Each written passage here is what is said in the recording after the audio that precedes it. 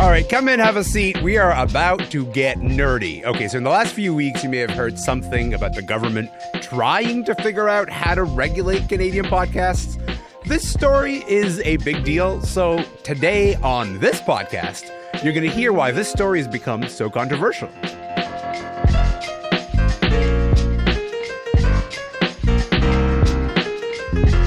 I'm Elamin Abdelmahmoud. This is Commotion. Listen, this is an arts and entertainment show, and part of what we do is we look at how the business of entertainment is changing and who benefits from those changes. First, let me start by saying that it is an understatement to say that big streaming platforms have changed everything about the media industry. Yes, they changed how you get your news or how you listen to music, but they also changed, how shows get made and who gets to make them. And this is where we get a little bit nerdy and into the details. Because for a long time, these streaming services haven't been regulated the same way that traditional broadcasters in Canada are. But in April, Canada passed something called the Online Streaming Act, and boy, has it been messy. The CRTC recently announced that the big streaming companies and podcasters are going to have to register their information with them. That includes providing their name, their contact information, and a description of the service. The CRTC has called this registration a, quote, light burden. Judging by the hot takes about this, you'd think it's maybe the end of the world. We're going to separate fact from fiction about this story. Nicholas Kwa is here. Vas Bednar is here. Matea Roach is here. What's up, everyone? Welcome to the show. I'm so happy that you're here. Thanks for being here. Hello. Good morning. Hello. Hi. Thanks for having us. This is going to be a good time. Vas, I got to say, this story was getting a lot of attention in my circles in general, but then that attention exploded last week because someone on the Joe Rogan podcast mentioned it, and they said, look, you can't believe what Canada's doing to podcasts, And then Elon Musk tweeted that Prime Minister Justin Trudeau is trying to, quote, crush free speech. What do you make of these reactions to the actual facts of what's happening so far?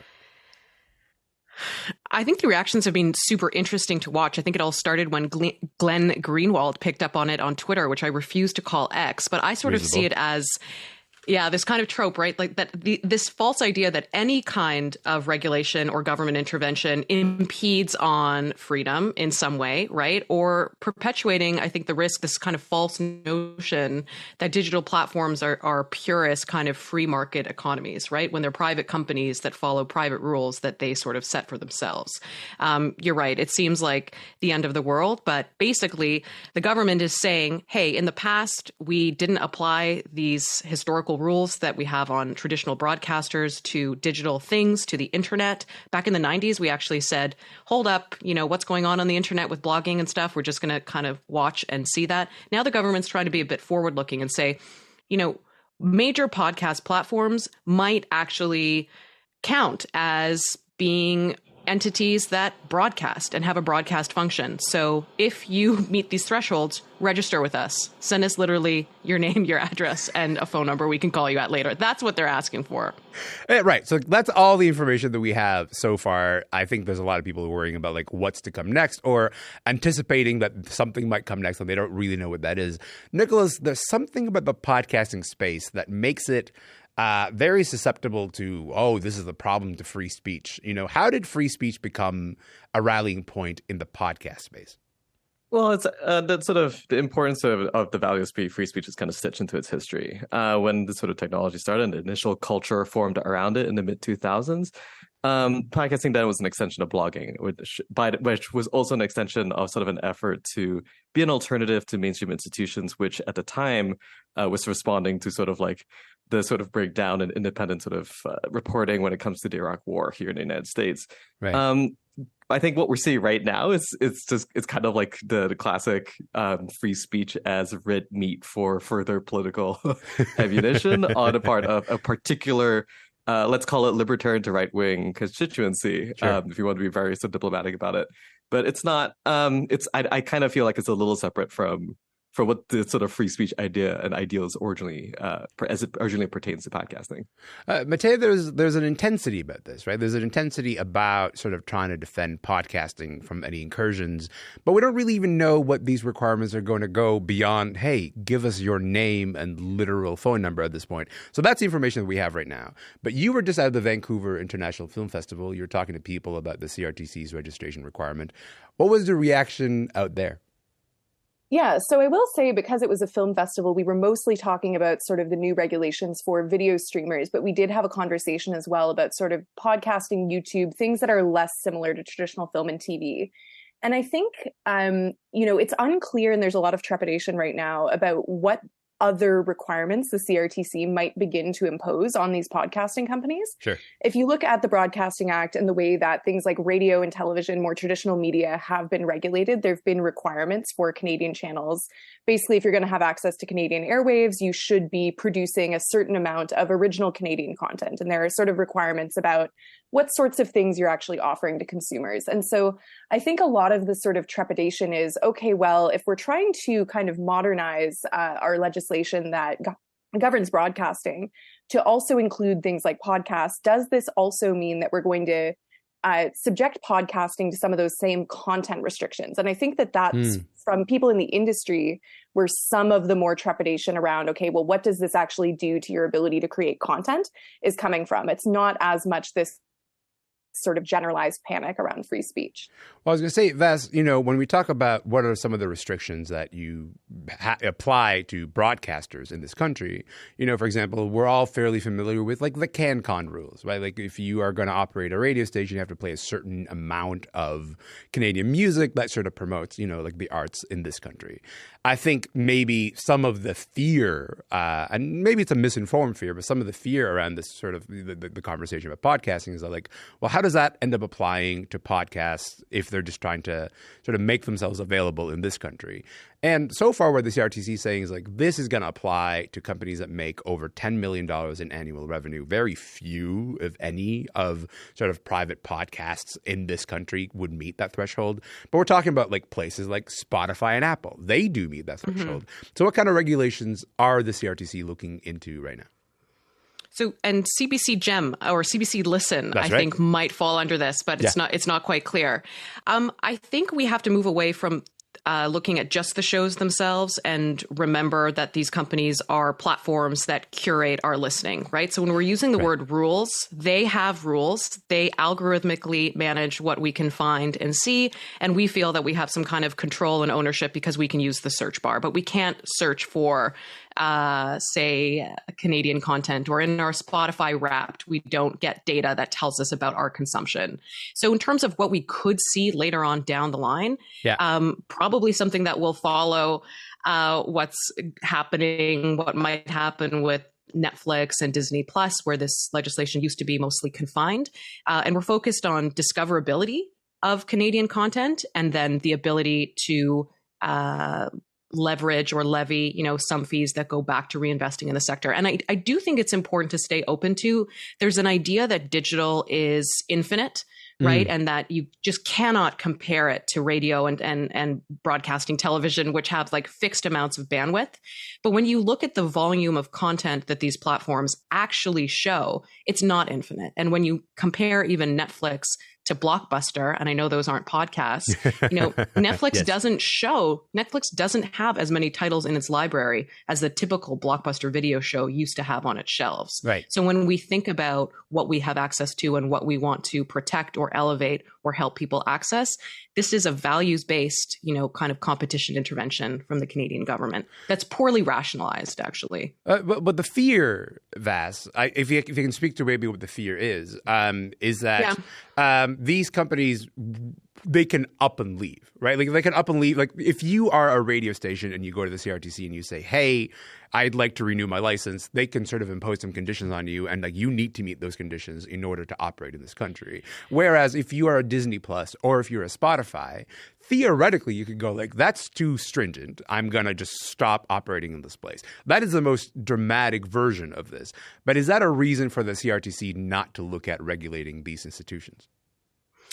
I don't think it's a reason. I mean, these companies are at the table. The CRTC has published the positions of these firms. They've sort of said, this will infringe on our ability to innovate. It's already a really tough market.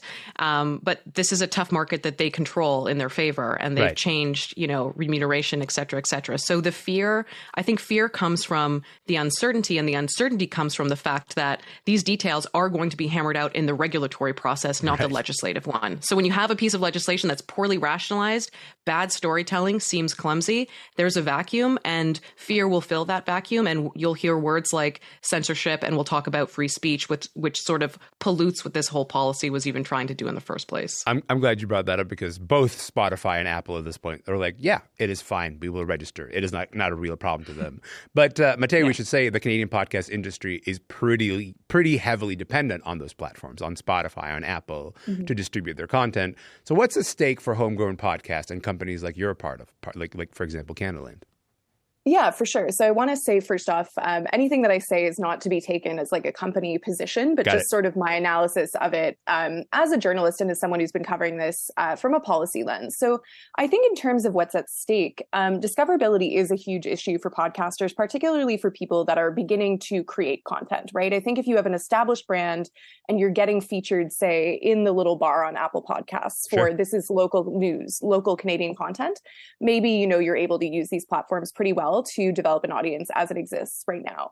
But I think discoverability is a big issue. And so to the extent that any sort of regulatory change might sort of increase the amount of Canadian content that people are being shown in their homepage on Spotify, in their homepage on Apple, that could be really good. Right. I think the reason why there's some fear among people working in the podcasting space, though, is we've just seen some sort of clumsy digital regulations that have had kind of unforeseen externalities, right? With Bill C-18, which was the Online News Act that was trying to do revenue sharing with Canadian news media organizations, basically saying if you're a social media platform and you are linking to content from, say, the Toronto Star or even like, the CBC, right? Yeah. In theory, you should be sharing any revenue that you gain through doing that with those news media companies that have provided the content. Right. What we've seen happen in response to that, right, is that Meta has just restricted all access to news for Canadians on Facebook. You can't get news Instagram. on Facebook or Instagram. Yeah. That's right. Yeah, exactly. And so I think that the concern, have Spotify and Apple said that they're going to play ball so far? Yeah, and that's really great news. And I don't think, to be clear, that this sort of fear of companies leaving is a reason to not attempt any kind of regulation.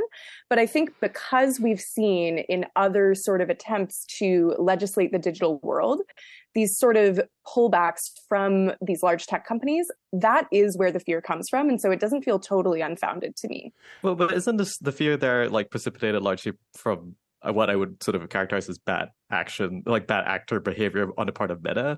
It's less about the the policy part of it and more about the sort of corporate response to it, which is more self-serving than not most of the time. Well, I was going to say, like, Meta is also a company that sees these registration requirements as actually too high. So, like, there's a range of experiences when it comes to these massive companies and how they want to respond to, I guess, like any hint of regulation whatsoever. Right, Mateo?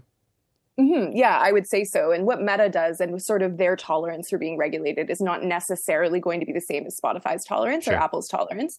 And so far as well, we're talking about two different pieces of legislation. I only bring up the Online News Act as a means of drawing an analogy to sort of explain why some people are a bit wary. So again, yeah, I do think it's partly to do with bad actor incentives in terms of why Meta was like, you know what, we're not even going to screw around with this. Let's just pull all news content. Right. But I do think we should be careful about buying into that. I'm sorry to jump in. We should be careful about buying into that. This is a tale as old as time. Companies saying, if you take a regulatory stance that we don't like, we're going to up and leave and get out of Dodge. Yeah. It's way easier in a digital context when you don't have the kind of brick and mortar infrastructure here, or maybe not as many jobs, to code and sort of say, we're not going to be here. And that makes things different. But I think we can risk kind of losing sight of what the rules and kind of what that relationship is supposed to be or could be between the state and these digital firms when they threaten us, and when they have the power to threaten us like that. And it's creating fear because it's so destabilizing. We should think and talk about their market power as well and their ability to do that and sort of threaten us. Maybe that's a reason we need to rethink the broadcasting system of the future. I was going to say, right, I don't know if you know this, Nick, because I know you're planning on moving to this country. Currently, you can't get news on Meta products, right? You can't get news on Instagram or Facebook. That is one of the realities of living in this country. And also, as Vas just mentioned, it's sort of the way of, we don't necessarily have to take these companies at their word when they say, you know what, this bar is too high for us. Last question will be to you, Nicholas. Earlier this year, Spotify asked for podcasts to be exempt from regulation due to the, quote, economic strain in the industry. Can you just broadly describe the health of podcasting right now? Yeah, right now it's having a bit of a rough year. It's having a real rough run of it, but not so too much different than the rest of the media business and the rest of digital, to be frank. But it's a little ironic and a little rich for Spotify to be making that claim, because they are, in large part responsible for the dynamic such that as we sort of alluded earlier, that a lot of the podcast advertising industry has become, broadly dependent on Spotify to an extent. Yeah. But right now, the sort of increasing in interest rates and the fear of a recession has caused a lot of marketing budgets pull back, and that has sort of trickled down to hurt principally a lot of the companies that were setting up more speculative positions in the space. Though I have heard it's been a generally kind of okay time for independents that was strong before, that were working with not advertising heavy budgets. It's a tough time. We've been seeing a lot of layoffs, but I've been hearing some optimism about the first quarter of next year. So this might be a very different picture a year from now. We are going to leave it there because I think we're going to return to the story. I don't think we're done with it yet. But in the meantime, Nicholas, Matea, Vas, thank you so much for being here this morning. Appreciate you. Thank you. Thank you. Thank you. Matea Roach is a host of Backbench on Canadaland in Toronto. Vas Bednar is a policy expert at McMaster. She's also in Toronto. And Nicholas Kwa is a podcast critic at Vulture. He's in Boise, Idaho.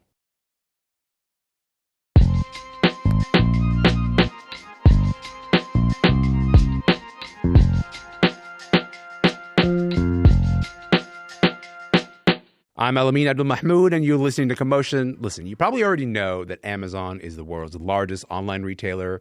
But is it a monopoly? Well, the U.S. Federal Trade Commission sure thinks so. When it filed a lawsuit against Amazon last month, the FTC chair, Linda Khan, said, quote, Amazon is a monopolist and it is exploiting its monopolies in ways that leave shoppers and sellers paying more for worse service. The lawsuits has had a lot of people, including writers and artists, maybe rethinking their relationship with Amazon.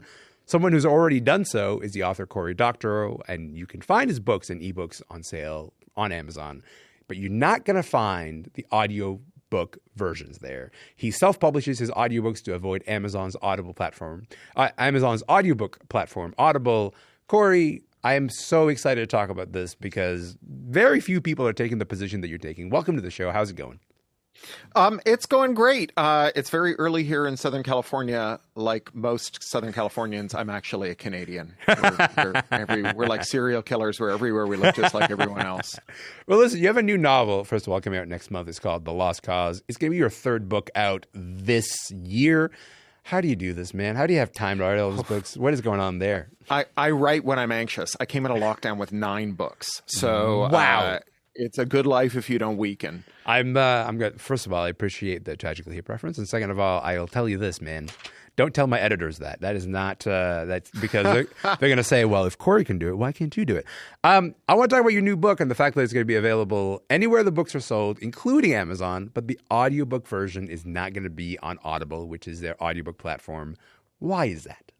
Yeah, so my novels, they're published by traditional publishers. It's Tor Macmillan, distributed by Raincoast in Canada.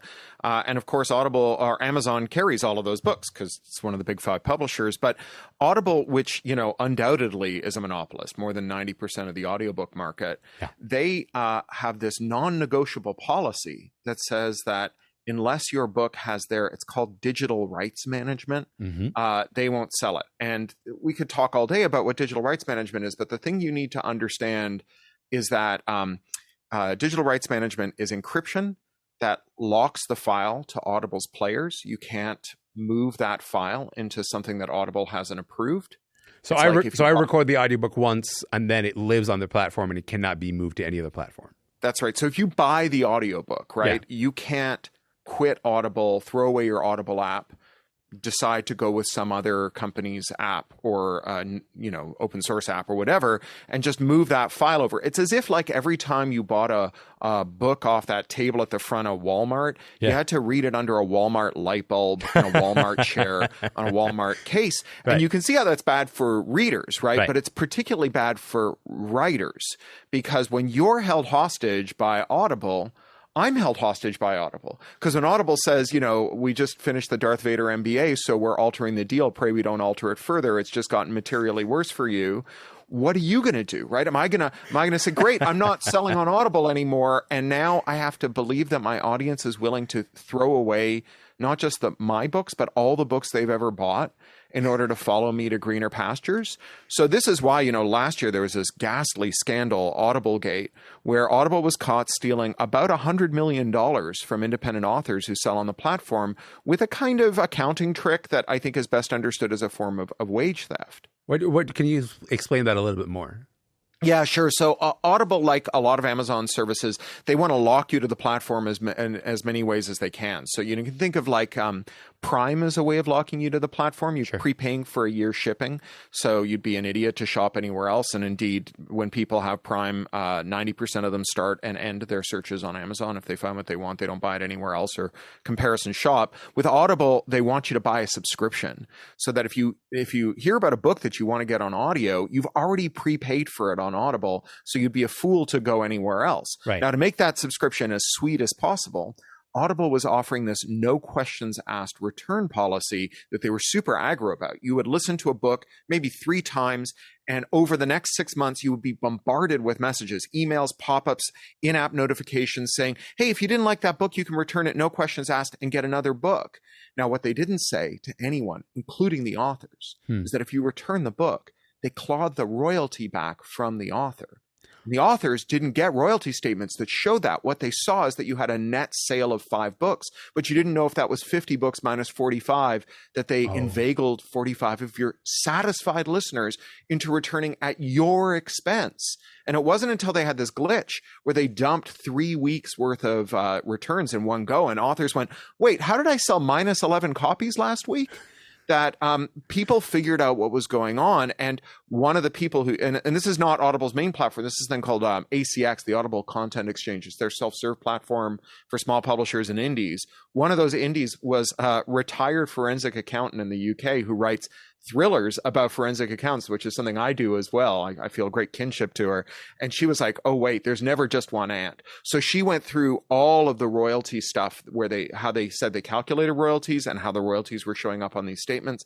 And that's where that $100 million number comes from. Now, Audible also makes all of their authors sign up for something called binding arbitration, which means that you can't sue and you can't join a class action. And so all they had was just shaming Amazon. And all Amazon did as a result of the shaming was amend the way that they show your royalty calculation. Not how they calculate it, but at least how they show it. They didn't go back in terms of like how they actually calculate that at all.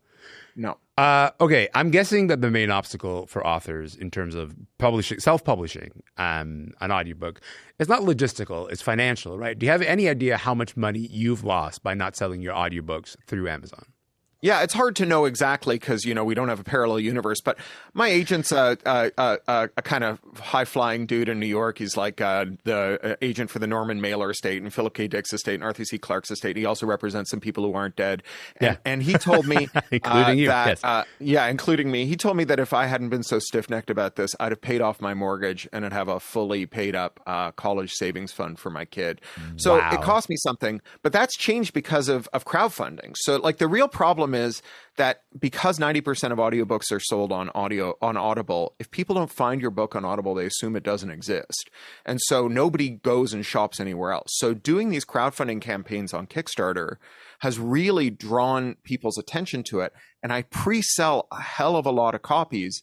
And I also acclimate a lot of readers to going to these other platforms, particularly one called Libro.fm, which is like bookshop.org in that you choose your local bookseller that you love. And every time they sell a book, they cut them in for some revenue share. But it's quite something for you to say, you know what, I could have paid off my mortgage. I could have this massive savings. I could have this massive sort of college saving fund. That seems like a significant sacrifice. Is it sort of a principal thing for you in terms of why you're choosing to do this? Oh, yeah. I've worked on digital human rights for 20 years now. And, Sure. and this stuff is like, I've done it beyond all kind of rational expectation of return, right? It's one of those things like writing where you could break my fingers and I'd still find a way to write. You could break my legs and I'd still find a way to go off and campaign on digital human rights. Sure. And frankly, a fully paid off mortgage and a selling out for that and a college fund for my kid would be selling out pretty cheap compared to the costs that I have endured personally and professionally by making this my life's work. So, yeah. I'm Elamin Abdelmahmoud. This is Commotion. My guest is Cory Doctorow. Cory, we're talking about the ways that you've had to sort of adjust how you approach Amazon as a platform and, of course, not have your audiobooks there. But couldn't you argue, just based on the thing that you just said, the idea that you could have paid off your mortgage, the idea that you could have your kids saving, their college savings fund, couldn't you argue that actually Amazon has created a marketplace where authors can actually make a lot of money? Is there something to be said for that argument? Oh, yeah, sure. But, this is the mind zap that every tech baron wants to pull, right? Which is to say, if you want the good, you have to take the bad. Like Google, at least at one point, had a pretty good search engine. But they kind of want you to believe that, like, some bearded prophet came down off a mountain and said, Larry, Sergey, thou shalt stop rotating thine log files and instead mine them for actionable market intelligence. And it's impossible to imagine us searching the web without being surveilled in this, like, comprehensive, non-consensual way. And, people give Google a lot of stick for their don't be evil motto. But if you go back to that PageRank paper where they introduced Google in 1998, right there's a whole appendix saying like why Google will never be ad supported, TLDR, it's because it would make us terrible. So, like they've known this for a long time. And, the self-serving rationalization that like you could only have an Audible if they could do these dirty tricks to exclude new market entrants, exploit authors and audiences, and lock us to their platform. That's bananas. And I should mention there's a made in Canada angle here, which is that the law that bans reverse engineering this encryption wrapper, this digital rights management, it started in the US in 1998 with a law called the Digital Millennium Copyright Act. But more than a decade later, Tony Clement and James Moore brought it to Canada. And, it's one thing for the Americans to have jumped off the Empire State Building in 1998 before we figured out how important the internet would be to our lives. But for Canada to jump off the CN Tower more than a decade later is just, it's incomprehensibly foolish. And the fact that they made this law that says that I, as the author of the book who read the audiobook, financed the production, I have less rights over how you use that book than Amazon, a company whose only contribution to it was collecting a payment for it, is surreal. And that this is a copyright law that's supposed to protect authors, but it takes rights away from authors and gives them to giant American monopolistic corporations at authors' expense is unforgivable.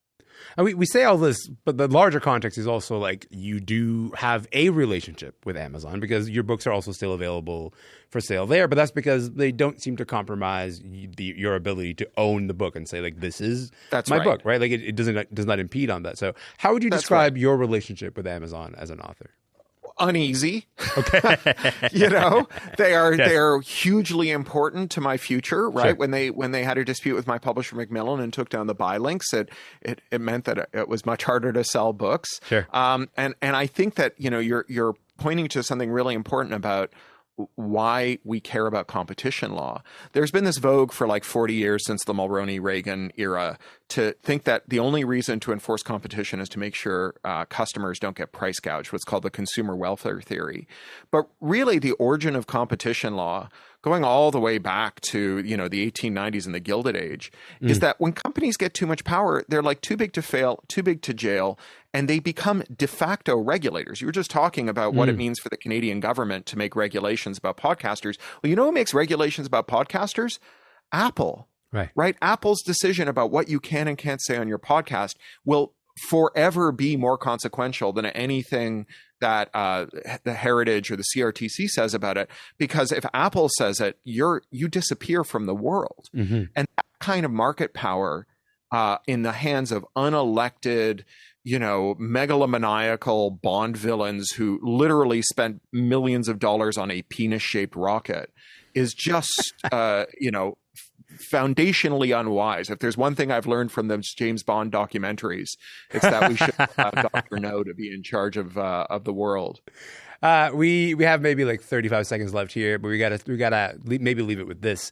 If you are a consumer and maybe you don't think a lot about your relationship with Amazon, what should we be thinking about as consumers of this force in our lives? As a consumer, you're voting with your wallet. It's an election you're always going to lose. It's a one-party system, and it's the monopoly party, and also the people with the thickest wallets get the most votes. Think about this as a citizen and as a member of the polity. You have to be talking to Heritage. You have to be talking to your MP. You have to tell them this matters. And more importantly, the next time there's a crisis, because there's always a crisis in this stuff because it's so unstable, you have to say, hey, rather than doing the same thing we did last time, only harder and hoping for a different outcome, let's try structural interventions in these markets, breakups, rules about fairness, and so on, that really break new ground and strike at the core of how these monopolies are maintained. And if I may, the URL for the Kickstarter is lost-cause.org. I had to get that out correctly at least once on this show. I'm sorry. Of course you may. Of course you may. Yeah. Cory Doctorow, thank you so much for your time. I appreciate you being here. Thank you. Thank you. Of course, Cory Doctorow is an author, activist, and journalist. His new book, his 9th since the pandemic started, is The Lost Cause, is out November 14th. We should say that in a statement, Amazon has called the FTC lawsuit wrong on the facts. Quote, wrong on the facts. The company creates competition and innovation while at the same time lowering prices for consumers. And that is it for the show today. Listen, if you're going to be here tomorrow, I would be delighted to see you here tomorrow. We're going to talk about the Taylor Swift movie because it is the only thing that is happening in theaters this weekend. See you then.